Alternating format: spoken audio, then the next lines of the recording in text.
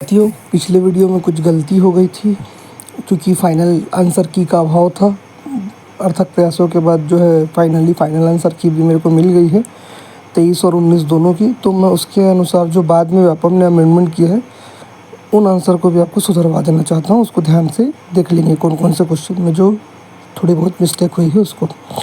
तो एक था ये वाला क्वेश्चन साथियों, इसका नंबर अलग था, परंतु इसमें क्वेश्चन था कि यदि एक कंपनी ने अंतर नियम नहीं बनाए हैं तो कौन सी तालिका का प्रयोग करती है। तो जब कंपनी अंतर नियम नहीं बनाती है तो पुराने नियम के हिसाब से अगर आप देखें तो तालिका F यानी कि सारणी F का उपयोग करती थी।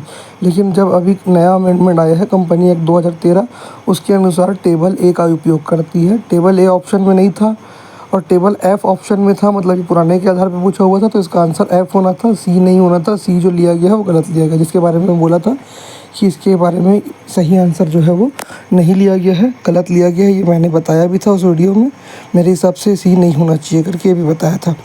तो इसको आप लोग ध्यान देंगे, इसमें जो है आवश्यक सुधार कर लेंगे। उसके बाद अपन आगे बढ़ जाते हैं साथियों। ये साथियों 20 नंबर का क्वेश्चन दिया हुआ है, सेट अलग है। इसमें मैंने बताया था कि मांग और पूर्ति जो है मुख्य रूप से जो है बाजार की शक्तियों में गिना जाता है। मुख्य रूप से बाजार की शक्ति क्या होती है? मांग और पूर्ति। परंतु पहले जो आंसर लिया गया था वो उपरोक्त सभी लिया गया था। तो मैंने ये बताया था कि शायद इसका उत्तर जो है या आंसर जो है वो इस आधार पर लिया गया था क्योंकि जो कीमत है उसी का फलन है। मांग जो है कीमत का फलन है और पूर्ति भी जो है कीमत का फलन है। इसके उद्देश्य से शायद इसको उपरोक्त सभी लिया होगा, परंतु व्यापम ने सुधार करके उसका ओरिजिनल आंसर बाद में क्या लिया है? मांग और पूर्ति।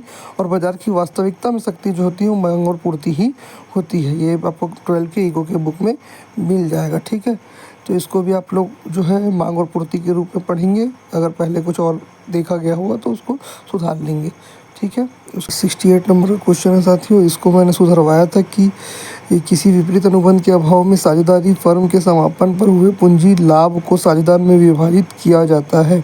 तो अनुबंध के अभाव में किस में करना चाहिए? मैं बताया था समान अनुपात में, क्योंकि अनुबंध का अभाव है करके।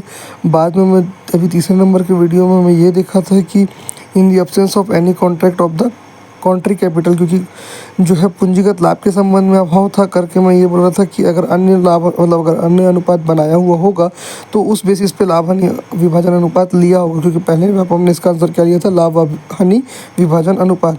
लेकिन बाद में उसको सुधार करके जो मैं पहले आपको बता रहा था समान अनुपात वही लिए है। तो आप इसको भी सुधार लेंगे, समान अनुपात के रूप में ही इसका अध्ययन करेंगे। उसके अलावा एक क्वेश्चन और था जिसका उत्तर मेरे को चेंज करना था, जिसको बारे में ये बताया हुआ था। एस शीट किसका उदाहरण? तो एस शीट जो है राजस्व प्राप्ति का उदाहरण, ना कि पूंजीगत प्राप्तियों का, ठीक है। इसको सुधार लेंगे, राजस्व प्राप्ति कर लेंगे, ठीक है। राजस्व प्राप्ति को बोलते हैं एस शीट।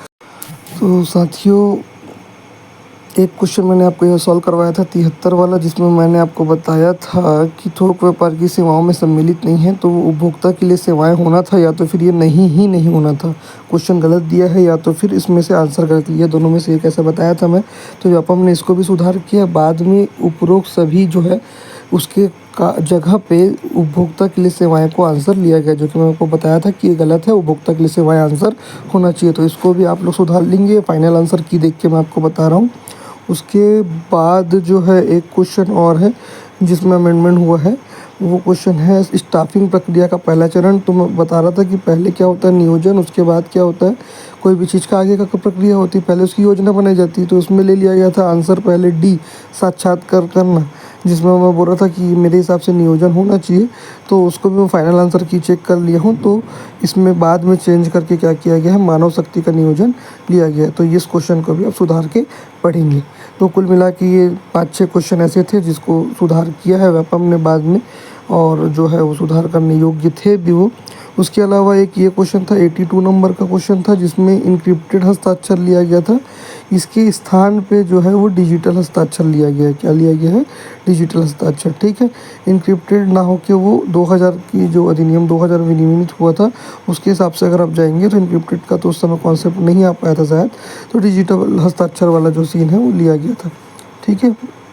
तो डिजिटल हस्ताक्षर कर लेंगे यहाँ पर सुधार के, और इसका 95 ही लिया हुआ है आंसर बाद सुधार करने के बाद भी, ठीक, इसमें कोई दिक्कत नहीं है। और एक क्वेश्चन जो सुधार करना था उसको देख लेते हैं, बाकी तो बाकी सारे क्वेश्चन सही हैं, इसमें 1.5 माह ही आ रहा है कैलकुलेट करने पर, लेकिन व्यापम ने अंतिम रूप से 3 माह लिया हुआ है। तो मैं कैलकुलेट करके देख चुका हूँ, आपके सामने सॉल्व भी करवा चुका हूँ। 1.5 माह ही आ रहा है, तो हो सकता है इसके ऊपर पर्याप्त मात्रा में या सही तरीके से दाव पत्ती नहीं लगने के कारण इसका सुधार नहीं हो पाया था। 1.5 माह ही है, लेकिन इसका आंसर इसमें जो है व्यापम ने 3 माह लिया है। ये एक आंसर बस गलत है। बाकी जिसमें जिसमें मुझे डाउट था, डिजिटल हस्ताक्षर वाले क्वेश्चन में हो, चाहे अन्य कोई क्वेश्चन में हो, नियोजन वाले में हो, सबको सुधार कर दिया है व्यापम के द्वारा फाइनल आंसर की में। तो फाइनल आंसर की के हिसाब से जो आप लोग जो है अमेंडमेंट करके क्वेश्चन को पढ़ेंगे। धन्यवाद।